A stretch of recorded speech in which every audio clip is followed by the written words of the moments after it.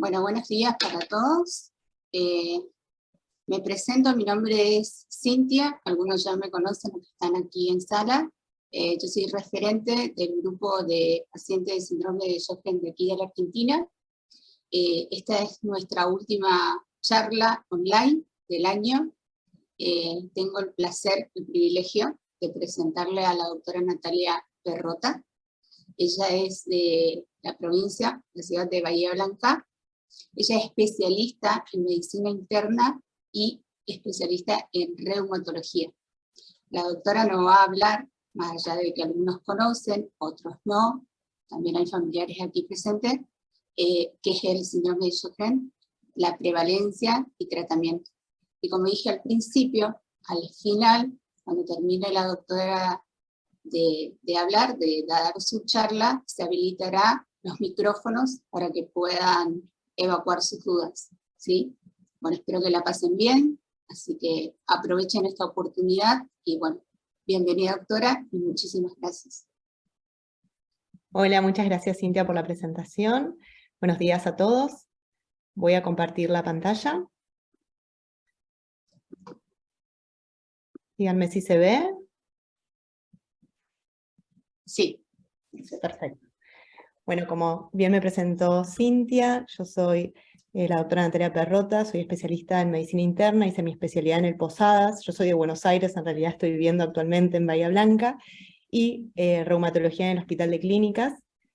Y bueno, ella me pidió, Cintia, que les hable un poco de lo que es el síndrome de Sjögren. Así que para empezar vamos a hablar un poco de la historia del síndrome de Sjögren, ¿sí? Vamos a remontarnos a 1882, donde el doctor Leber, en un congreso en Alemania, presenta casos de 3 pacientes que tenían tanto sequedad a nivel de los ojos como a nivel de la boca. 6 años después, el doctor Mikulicz Radecki lo que hace es presentar un paciente que tenía inflamación a nivel de las glándulas, tanto de los ojos como de la cavidad bucal, y por eso es que en primera instancia se denominó a esta patología como enfermedad de Mikulicz, por el nombre del médico que presentó a este paciente.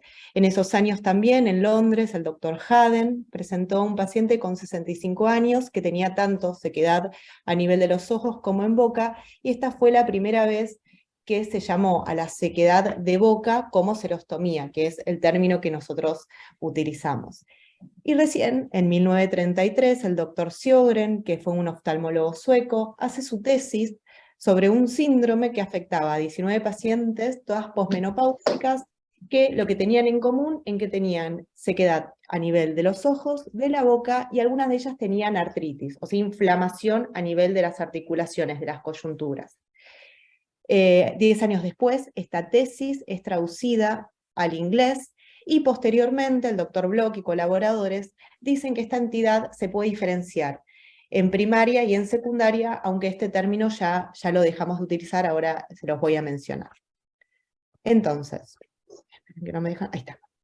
¿Qué es la enfermedad? ¿Qué es la enfermedad de Sjögren? El síndrome de Sjögren es una enfermedad inflamatoria, autoinmune y crónica, que se caracteriza principalmente porque las glándulas exócrinas, que tienen como función segregar diferentes líquidos en el organismo, está infiltrada por células del sistema inmune, principalmente por linfocitos y células plasmáticas. Entonces disminuye o dejan de fabricar estos líquidos y el paciente tiene sequedad, ¿sí? Hay 2 formas de Sjögren. El doctor Bloch en su momento decía que era primario y secundario. Nosotros ahora decimos que es primario si no tenemos otra enfermedad, o es asociado, ya no decimos secundario, sino es asociado a otra enfermedad autoinmune. ¿A cuál? A cualquiera de las enfermedades autoinmunes, pero principalmente se ve asociado a la artritis reumatoidea. ¿A qué se debe esta enfermedad? La causa no se conoce, pero en como casi todas nuestras enfermedades autoinmunes tenemos, por un lado, un factor genético, ¿sí? Y después nosotros llamamos segundo golpe o desencadenante, que por lo general tiene que ver con algo infeccioso. Entonces dijimos que esto es una enfermedad autoinmune, o sea que las células del sistema inmune, en este caso, en esta patología principalmente, es ocasionado por los linfocitos B, lo que hacen es invadir y destruir las glándulas que, como les mencioné, se encargan de secretar diferentes fluidos. ¿Dónde en cualquier glándula, principalmente en los ojos, las glándulas lagrimales, y en la boca, las glándulas salivales. Pero también puede afectar las glándulas de la vagina, de la piel, del intestino, a nivel de los bronquios. Entonces el paciente va a tener menos fluido y va a tener sequedad, ¿sí? Pero es importante saber que más allá de esta sequedad que puede experimentar el paciente, puede tener una enfermedad sistémica. ¿Qué significa enfermedad sistémica? Que puede comprometer absolutamente cualquier órgano. El riñón, el pulmón, el corazón, el cerebro, los nervios. Esto es bastante infrecuente en el Sjögren, pero es importante tenerlo presente, ¿sí? Que no es una enfermedad que solamente el paciente va a tener sequedad y nada más, sino que es una enfermedad que puede llegar a tener otras complicaciones, si bien no son frecuentes, pero hay que tenerlo en cuenta. Este gráfico me pareció interesante, se publicó hace 2 años en una revista colombiana, y lo que habla es del tiempo hasta que se manifiesta el síndrome de Sjögren. Nos habla de que en primera instancia hay factores hereditarios, que está constituido por los genes, ¿sí? Y los factores epigenéticos, que esto básicamente son sustancias que hacen que los diferentes genes se expresen o no. Después tenemos una ecología autoinmune, que es el medio, ¿sí? O sea, si el paciente es este desencadenante que les había mencionado, si el paciente está en contacto con algún tipo de virus, de bacteria, y también es muy importante el sexo, ¿sí? El género, porque las mujeres son más susceptibles al tener estrógenos, progesterona y prolactina, mientras que el hombre está protegido, ya que tiene andrógenos como la testosterona. Con el tiempo tenemos un estado preclínico donde ya hay una alteración del sistema inmune, como les había también mencionado, principalmente se ve afectado los linfocitos B, entonces lo que observamos es que estos linfocitos B producen anticuerpos, principalmente en esta patología, el anti-RO, el anti-LA y también el factor reumatoideo. Si hacemos una biopsia en este estado, podemos también ver ya infiltración a nivel del tejido de estas células del sistema inmune, y también, más allá de los linfocitos B que están alterados, hay citoquinas, que son sustancias que lo que van a llevar es también a la inflamación, ¿sí? Aparte de los anticuerpos, las citoquinas tienen que ver con esta inflamación que se van a ver en estos pacientes. Y con el tiempo lo que vamos a ver es el síndrome de Sjögren, con todos los signos, los síntomas que tiene, y acuérdense de esta poliautoinmunidad, de este Sjögren asociado que puede tener cualquier otra enfermedad autoinmune. Si hablamos un poco de lo que es epidemiología, principalmente con esto de los factores que son más susceptibles, que les mencioné en el gráfico anterior, esta es una enfermedad principalmente que afecta a las mujeres, en una relación de 9-1, mujeres en comparación a los hombres, y a qué edad lo vamos a encontrar, principalmente entre los 40 y los 60 años, pero es importante saber que a cualquier edad podemos tener síndrome de Sjögren. La prevalencia depende de donde uno lo lee, del país y demás, puede ser entre el 0,6 al 3% de la población, y una tasa de incidencia de 5 casos por 100.000 habitantes. Entonces esta es una enfermedad frecuente, ¿sí? Es una enfermedad que hay que buscarla. Cuando hablamos de lo que es la clínica, el paciente principalmente, como les mencioné, lo que tiene es compromiso de estas glándulas exócrinas, que son glándulas que tienen como función secretar líquidos. Entonces el paciente va a tener sequedad a nivel de los ojos, que se llama xeroftalmía, sequedad a nivel bucal, que se llama xerostomía. Este es el síntoma que más se ve en todos los pacientes. También puede tener sequedad a nivel nasal, a nivel vaginal, a nivel de la piel. Como les mencioné, estos son los mayores síntomas que van a padecer los pacientes, y es importante tomarlos en cuenta y darles el tratamiento adecuado para evitar las complicaciones que pueden tener estas diferentes sequedades. Entonces, cuando hablamos de boca seca, también tenemos que hablar de que el paciente puede llegar a tener y a desarrollar caries. ¿Qué va a sentir el paciente? Va a referir que tiene dificultad para masticar y para tragar los alimentos, principalmente los sólidos, a veces también los líquidos, pero no es tan frecuente. Por lo general, los sólidos es lo que más le cuesta tragar.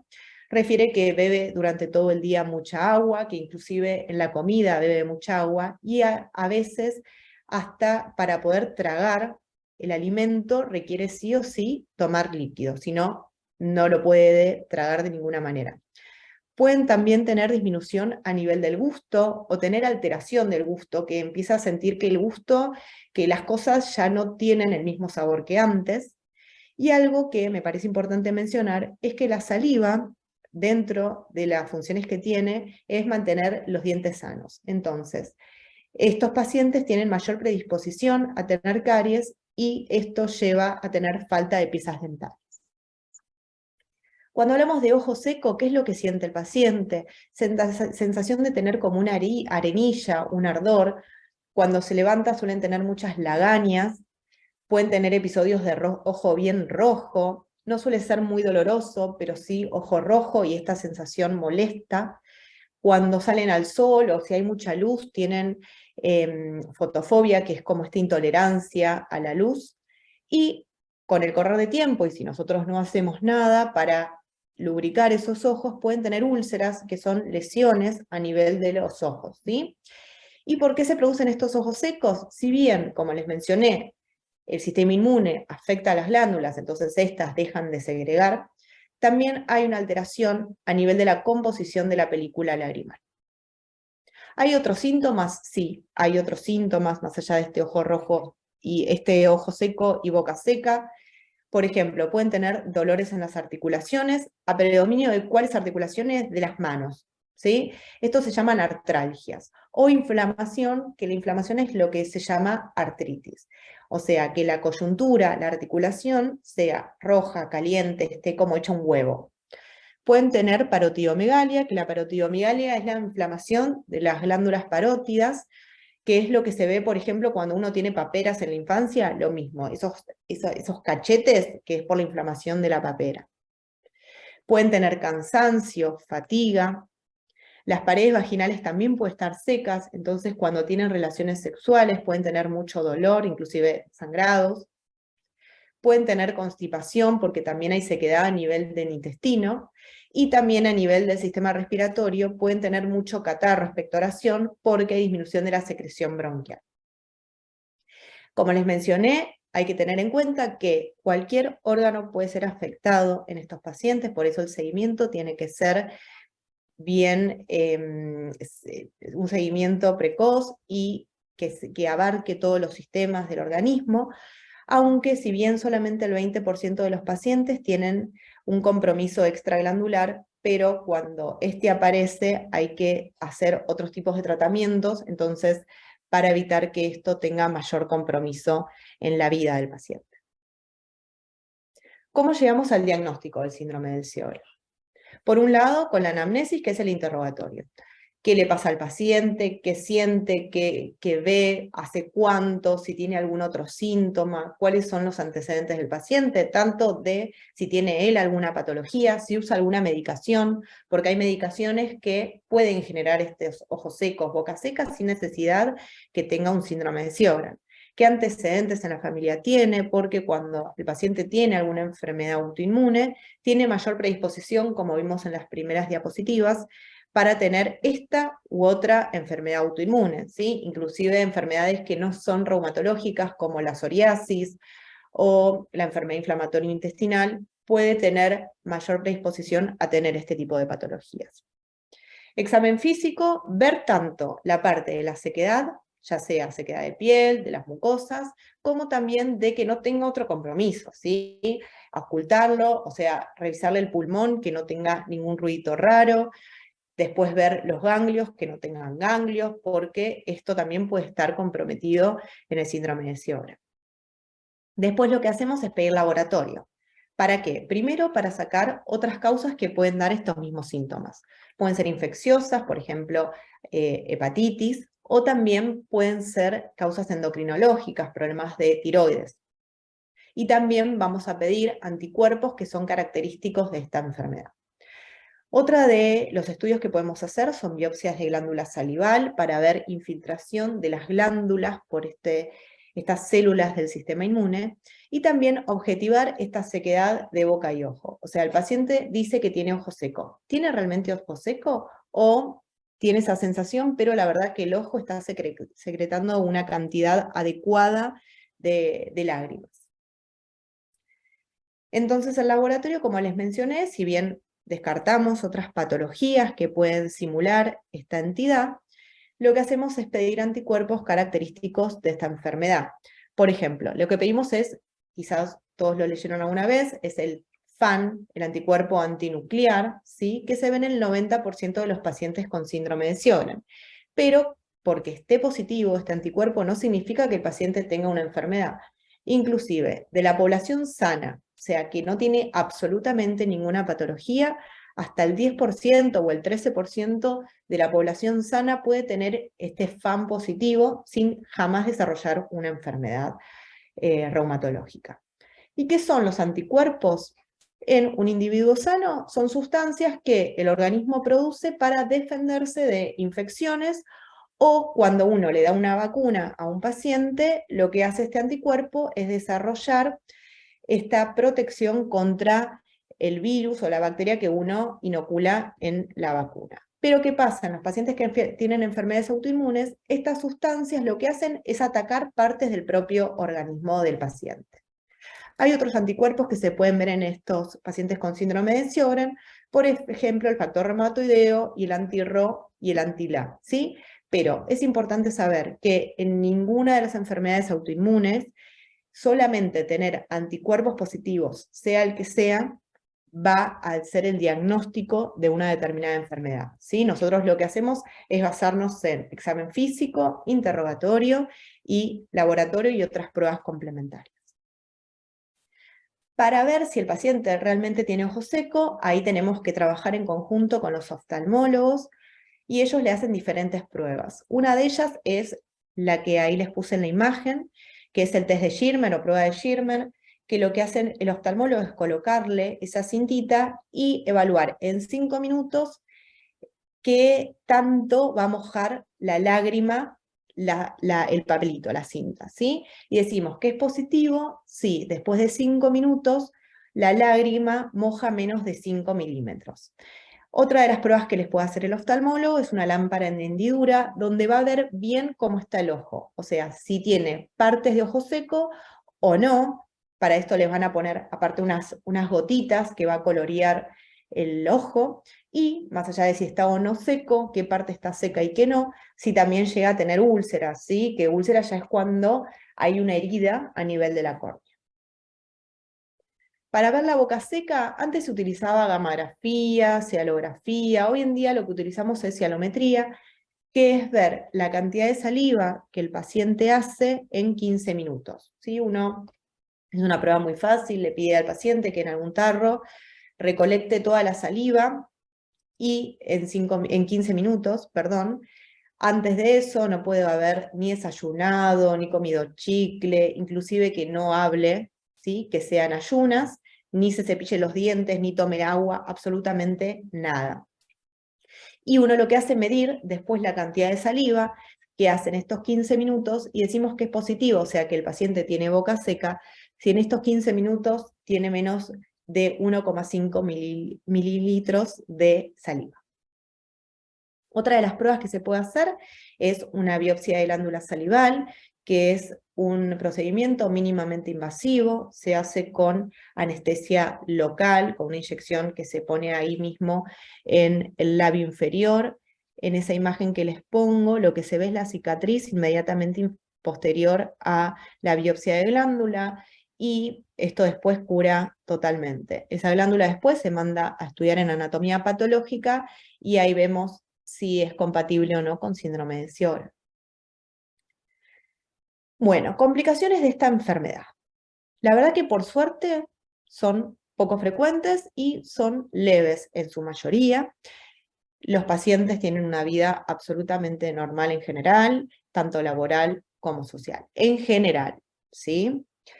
3 complicaciones más frecuentes, porque hay complicaciones, pero las más frecuentes son úlceras corneales, que son estas lastimaduras que les comenté a nivel de los ojos, vasculitis, que es la inflamación de los vasos sanguíneos, ¿sí? que pueden ser invadidos también por estas células del sistema inmune, y linfoma, que es un cáncer de la sangre, de los ganglios, ¿sí?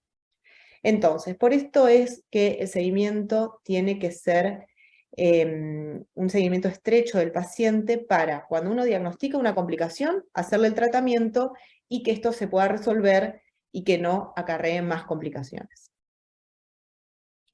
Cuando hablamos del tratamiento es importante saber que esta enfermedad no tiene cura, ¿sí? Es una enfermedad, como les dije al principio, crónica. El paciente toda su vida va a tener que estar con esta enfermedad. Entonces, ¿cuál es el objetivo de tratarlo al paciente? Por un lado, aliviar los síntomas, que esté lo más asintomático y que pueda realizar su vida de la mejor manera. También limitar, sí, los afectos que ocasionan en cualquier esfera de su vida, tanto principalmente la sequedad de ojo y boca, pero también puede ser la sequedad a nivel de la vagina, ácido del intestino, el paciente puede estar muy constipado y demás, y tratar cualquier tipo de complicación. ¿Cuáles? Las que les mencioné antes, o cualquier afectación de órgano que, como les había dicho, pueden tener, ¿sí? Porque más allá de lo que les mencioné, pueden tener, como dijimos, compromiso del sistema nervioso, del corazón, del pulmón. Entonces, si vamos a ver lo que es el tratamiento a nivel de la sequedad ocular, ¿qué vamos a hacer? Primero necesitamos, como les mencioné, trabajar junto al oftalmólogo, ¿sí? Ellos lo que hacen es indicar lágrimas artificiales, por lo general mínimo 3 veces por día, el paciente tiene que colocarse estas lágrimas. Otra de las cosas es utilizar en la casa humidificadores ambientales. Por la mañana, cuando se levantan, antes de empezar con la vida diaria, lo que pueden colocarse son paños y gasas húmedas, ¿sí? Puede ser con agua, pero si es con solución fisiológica mejor, sobre los ojos, ambos ojos, están unos minutos y después ya se levantan y empiezan con las actividades. También lo que podemos hacer es evitar que durante la noche haya evaporización de las lágrimas, y para esto necesitamos ungüentos oculares, que también son indicados por los oftalmólogos, o se pueden colocar las antiparras, las gafas de natación, para evitar que se evaporen las lágrimas. Utilizar gafas de sol, porque como les mencioné, el paciente puede tener mucha molestia a lo que es la luz. Inclusive hay gafas de sol que son específicos para estos pacientes con ojo seco, que no son los habituales que uno vamos a la óptica y compramos. Importantísimo, como les mencioné, el trabajo en conjunto con los oftalmólogos y que haya revisiones periódicas con los oftalmólogos.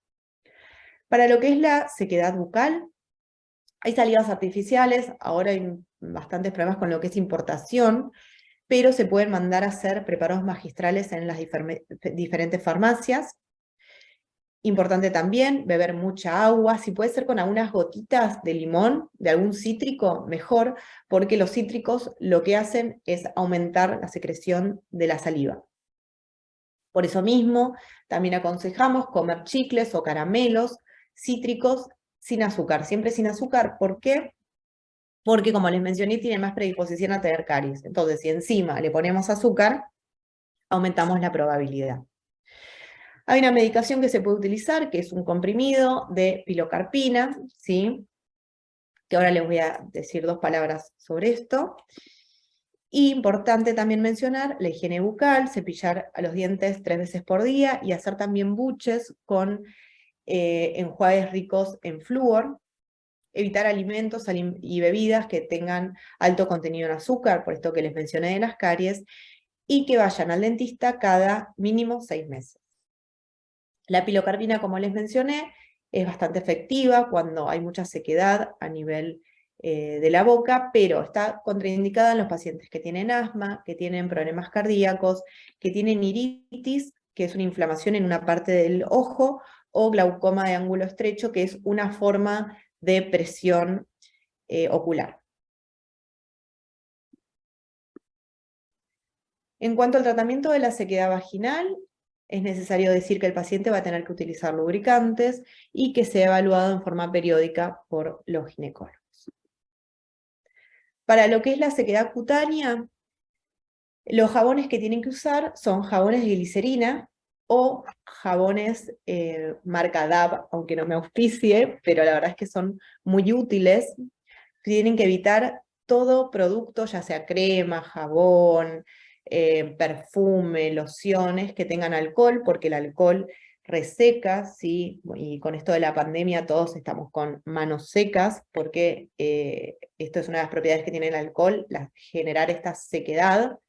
Tienen que evitar el sol y usar pantalla solar, ¿sí? Porque el sol lo que hace es estimular a toda la inflamación, la cascada inflamatoria del sistema inmune, entonces tienen que utilizar pantalla solar que tengan un factor de protección 50, la verdad que más de 50 no es muy útil porque es muy escaso lo que protege y son bastante más caros. Entonces la verdad es que no tenemos demasiado beneficio y sin mucho costo. Y principalmente en estas épocas de calor, volverlos a colocar, renovarlos cada 2 a 3 horas. E hidratar con cremas toda la piel. ¿Hay otros tratamientos? Sí, pero depende de los síntomas del paciente, ¿sí? Hay veces que el paciente tiene mucho dolor, que le ponemos antiinflamatorios, no esteroides, por ejemplo, esto es el diclofenac, el ibuprofeno, podemos usar antipalúdicos como la hidroxicloroquina, o dosis bajas de corticoides, que el corticoide siempre decimos que soluciona todo, pero sabemos que a largo plazo tiene bastantes complicaciones, tanto cardíacas como a nivel de los huesos, entonces nosotros utilizamos el menos tiempo posible y a la dosis más bajas posible los corticoides, ¿sí? Y como les había comentado, hay complicaciones que son más graves, ¿sí? Que hay que estar atentos, y que en estos casos sí hay que utilizar ya dosis altas de corticoides e inmunosupresores, como por ejemplo azatioprina, ciclofosfamida, micofenolato, inclusive algunos medicamentos biológicos como el rituximab, pero depende muchísimo de los síntomas y signos que tenga el paciente, y lo que me parece más importante que se lleven de todo esto es, primero, que no hay que menospreciar o decir que el Sjögren es solamente ojo seco, boca seca, que tienen que tener un control periódico con su médico reumatólogo para cualquiera de estas manifestaciones, detectarlas a tiempo y empezar el tratamiento, si bien por suerte las manifestaciones extraglandulares, como les mencioné, son bastante poco frecuentes, hasta un 20%, pero pueden llegar a ser graves, entonces hay que estar atento a las mismas. Bueno, muchas gracias.